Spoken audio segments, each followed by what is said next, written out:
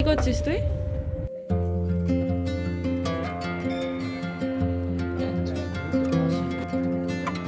Hello everyone, আপনারা সবাই কেমন আছেন? আশা করছি আপনারা সবাই খুব ভালো আছেন, আর আপনাদের আশীর্বাদে আমরাও খুব ভালো আছি।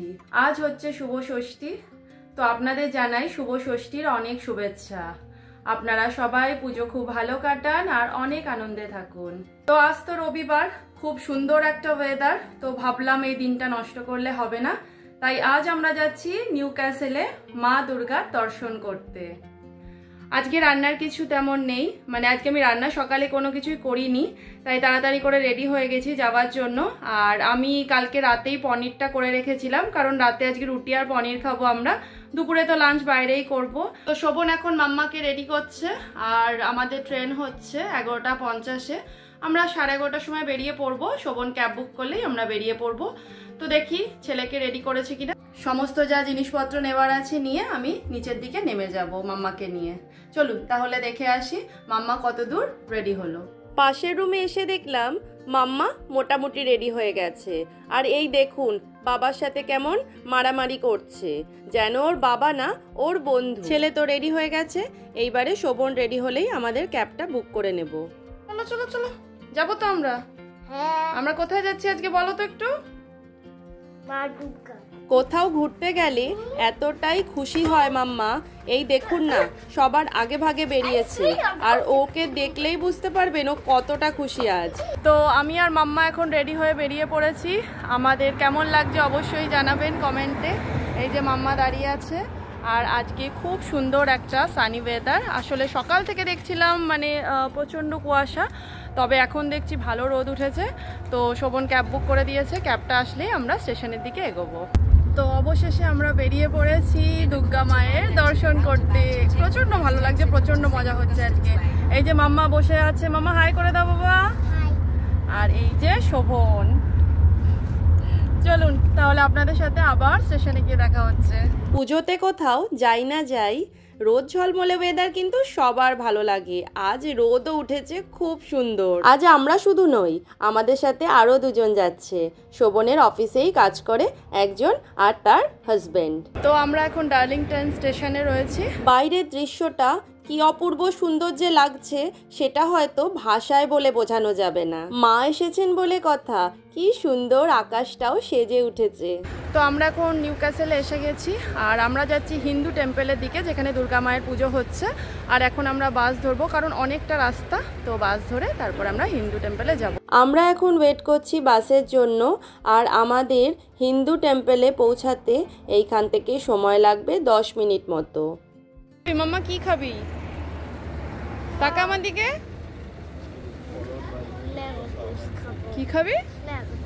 ম্যাঙ্গো জুস খাবি? এখান ম্যাঙ্গো জুস কোথায় পাবো? তো চলুন, আমাদের বাস এসে গেছে। আমরা একদম উপরে গিয়ে বসবো। এটা হচ্ছে ডাবল ডেকার বাস, আর উপর থেকে কিন্তু চারপাশের সৌন্দর্যটা দেখতে দেখতে যাবার মজাই আলাদা। আর বিশেষ করে সবথেকে বেশি মজা হয় মাম্মার, তাই আমরা যখন ডাবল ডেকার বাসে উঠি তখন উপরের দিকে গিয়েই বসি। দেখেছেন ওর মুখের হাসিটা কতটা বেড়ে গেছে? মাম্মার সাথে কথা বলতে বলতে কখন যে সময়টা পার হয়ে যায় বোঝাই যায় না। আজ একদম পরিষ্কার আকাশ, একটুও কালো মেঘের ছোঁয়া পর্যন্ত নেই। তো এখন ফল শুরু হয়ে গেছে এখানে, তার জন্য গাছের পাতার রঙগুলো পরিবর্তন হওয়া শুরু হয়ে গেছে। গাছগুলোকে একেবারে সারিভাবে লাগানো রয়েছে, আর দেখতে কতটাই অপূর্ব লাগছে। প্রকৃতি যেন রঙের খেলায় মেতে উঠেছে। এত অপূর্ব সুন্দর দৃশ্য দেখে একেবারে মনটা জুড়িয়ে যায়। তো আমরা মোটামুটি পৌঁছে গেছি। এই দেখুন, এটা হচ্ছে হিন্দু টেম্পল। অনেকটা কিন্তু সেই বাড়ির মতনই দেখতে, এখানে সমস্ত কিছু এইরকমই দেখতে হয়। তো এখন বাজে দুপুর 1:30, আমাদের প্রচণ্ড জোরে খিদে পেয়ে গেছে, তাই আমরা এখন ডোসা খাবো। ডোসা খেয়ে তারপর আমরা হিন্দু টেম্পলে যাব। আগের বছর যখন এখানে এসেছিলাম এই দোকানটা থেকে আমরা ধোসা খেয়েছিলাম, আর এখানে ধোসা প্রচণ্ড ভালো বানায়, একদম গরম গরম করে দেয় সাথে সাথে। তো আমরা আমাদের জন্য মশলা ধোসা অর্ডার করেছিলাম। আমাদের সাথে আরও যে দুজন এসেছিল ওরাও কিন্তু ধোসা খেয়েছিল, আর আমাদের ছোট্ট মাম্মাও কিন্তু এই আমার সাথে ধোসাটাই খেয়েছে। শোভন, এখানে চিকেন কারি রাইসটা কেমন হবে জানো কি? মাম্মা বড় হয়ে যাবার পরে এখন কিছুতেই চায় না ওকে আমি খাইয়ে দিই, কিন্তু রাস্তাঘাটের ব্যাপার, যদি গায়ের মধ্যে এই যে সাম্বারটা ফেলে দেয় তাহলে তো হয়ে গেল, একদম জামা কাপড় নোংরা হয়ে যাবে, আবার চেঞ্জ করে দিতে হবে। তো চলুন এখন আমরা মণ্ডপের ভেতরে ঢুকছি, আর এখানে সবাই নিজেদের জুতো খুলে রেখে মণ্ডপে প্রবেশ করে। আমরা যখন এখানে এসেছি তখন বাজে দুপুর 2টো, আর দেখতে পাচ্ছেন পুরো ভেতরটা ফাঁকা। আসলে পুজোটা কিন্তু তখনও শুরু হয়নি, পুজোর সময় ছিল সন্ধ্যে 7:30টার সময়, আমাদের সেটা জানা ছিল না। আর আমাদের মতোই হয়তো অনেকেরই পুজোর সময়টা জানা নেই, তাই কিছু লোককে কিন্তু এখানে দেখা যাচ্ছিল। আর ওইদিকে সমস্ত পুজোর প্রস্তুতি চলছে।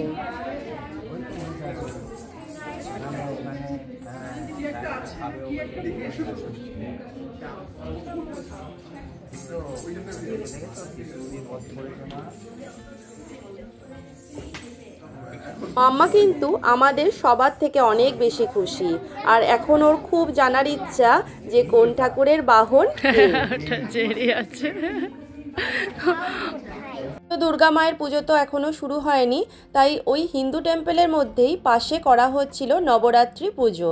তো আমরা সেখানে এসেছি, এসে দেখলাম প্রচুর ভিড় এখানে, মানুষজন কিন্তু সবাই নবরাত্রি পুজোর জন্য যোগদান করেছেন। আমরা এখানে এসে অনেকক্ষণ পুজো দেখলাম, মনটা একেবারে জুড়িয়ে যাচ্ছিল। নিজের মানুষদের চোখের সামনে দেখলে কিন্তু বেশ ভালো লাগে, আর তার মধ্যে ছিল মায়ের দর্শন। এখানে মায়ের মূর্তি পুজো করা হচ্ছিল না, মায়ের একটা ছবি রাখা ছিল, সেখানেই মায়ের পুজো করা হচ্ছিল। আর এখানে দেখুন সমস্ত মানুষেরা মায়ের আশীর্বাদ নেওয়ার জন্য একে একে এগিয়ে আসছে। সমস্ত ঠাকুরের মূর্তি যেখানে রাখা ছিল সেই চারপাশটা সবাই ঘুরছিল, আর একদিকে দেওয়া হচ্ছিল মায়ের প্রসাদ, সেই প্রসাদ নিয়ে সবাই একে একে মন্দির থেকে বেরিয়ে আসছিলেন। আর এখানে দেখুন কত সুন্দর মূর্তি রাখা রয়েছে ঠাকুরের। আর এখানে মাম্মাকে দেখুন কি করছে, ও ঘন্টাটা অনেকক্ষণ ধরে বাজানোর চেষ্টা করছে, কিন্তু কিছুতেই সেটা বাজিয়ে উঠতে পারছিল না। তো চলুন এখন যাই মায়ের প্রসাদ নিতে। এখানে গাছগুলো দেখুন কি সুন্দর হয়েছে, এগুলো কিন্তু সমস্তটাই টবে লাগানো রয়েছে, কিন্তু এত সুন্দর গাছের পরিচর্যা করা হয়, গাছগুলো কিন্তু একটুও নষ্ট হয়নি আর একটুও পোকা ধরেনি। মায়ের প্রসাদ নিয়ে আমরা চলে এসেছি ভান্ডারাতে। এখানে সমস্ত মানুষের খাওয়ার জন্য আয়োজন করা হয়েছিল। ওনাদের ব্যবহার যেমন ছিল ভালো, তেমনি পরিবেশটাও ছিল খুব সুন্দর। আর মাম্মাকে দেখতে পাচ্ছেন, ও কিন্তু জল খেতেই ব্যস্ত, এদিকে ওর প্লেট পড়ে রয়েছে, একটুও খাওয়ার নাম নেই। খাওয়ার পরে আমরা বাইরে বেরিয়ে এসে দেখলাম খুব সুন্দর ফুল গাছ দিয়ে সাজানো রয়েছে বাইরেটা। এখন সবে 4টে বাজে, হাতে এখনো অনেক সময়, কারণ পুজো শুরু হতে প্রায় 7:30 থেকে 8টা বেজে যাবে। তাই ভাবলাম এতক্ষণ সময় কিভাবে কাটাবো, তো আমরা ঠিক করলাম আমরা আবার স্টেশনের দিকে যাব, মলগুলোতে ঘুরবো, একটু চা কফি যদি কিছু পাই খাবো, তারপরে আবার এই হিন্দু টেম্পলের দিকে চলে আসব। প্রথমে ভেবেছিলাম 5:30টায় বাড়ি ফিরে যাব, কিন্তু যেহেতু পুজো শুরু হয়নি তাই আমরা আবার কিন্তু ট্রেনের টিকিটটা ক্যান্সেল করেছিলাম। দুর্গা মায়ের পুজো না দেখে বাড়ি ফিরতে একদমই মন চাইছিল না। স্কেলেটন তো কি হয়েছে? মলে ঘুরতে ঘুরতে দেখলাম এই যে এই হাত পা সব কাটা অবস্থায় রাখা রয়েছে। আসলে সামনেই তো হ্যালোউইন, আর হ্যালোউইনের আগে আগে কিন্তু এগুলো খুব বিক্রি হতে দেখা যায়, সবাই এই সমস্ত জিনিস দিয়ে ঘর সাজায় সেদিন। তো আমরা এখন বাসের জন্য ওয়েট করছি, আমরা যাব আবার হিন্দু টেম্পলের দিকে, ওই আশেপাশে একটু সময় কাটাবো, তারপরে আবার আমরা মন্দিরে ঢুকবো। সামনেই তো আসছে বিজয়া দশমী, আর ডার্লিংটনে একটাও মিষ্টির দোকান নেই, তাই আমরা এই ইয়াদগার থেকে মিষ্টি নেব বলে দাঁড়ালাম। এখন বাজে সন্ধ্যে 6টা, আর আমরা এসেছি ইয়াদগার মিষ্টির দোকানে। এখানে খুব ভালো মিষ্টি পাওয়া যায় আর কেকও পাওয়া যায়। এখানে দেখুন অনেক ধরনের মিষ্টি রাখা রয়েছে, তার মধ্যে আমার সবচেয়ে পছন্দ হচ্ছে এই যে কালাকান্দ সন্দেশ, আর তার মধ্যে রাখা রয়েছে গোলাপ জামুন। আমি তো অনেক কটা গোলাপ জামুন নেব ভেবেছি। এখানে যে শুধু মিষ্টি বিক্রি হয় তা কিন্তু নয়, এখানে বিভিন্ন ধরনের কেকও বিক্রি হয়। এখানে দেখুন কত বড় বড় সাইজের কেক রাখা রয়েছে। আমরা মিষ্টির সাথে কেকও নিয়েছিলাম। বিজয়া দশমীতে মিষ্টি কেক দুটোই খাবো আমরা। শোভন তো খুব মিষ্টি খেতে ভালোবাসে, তাই এখন ও বেছে বেছে দেখছে কোনটা কোনটা নেবে। শোভনের মিষ্টিটা নেওয়া হলেই আমরা যাব একটু চা খেতে। অটোতে যা, অটো চালা।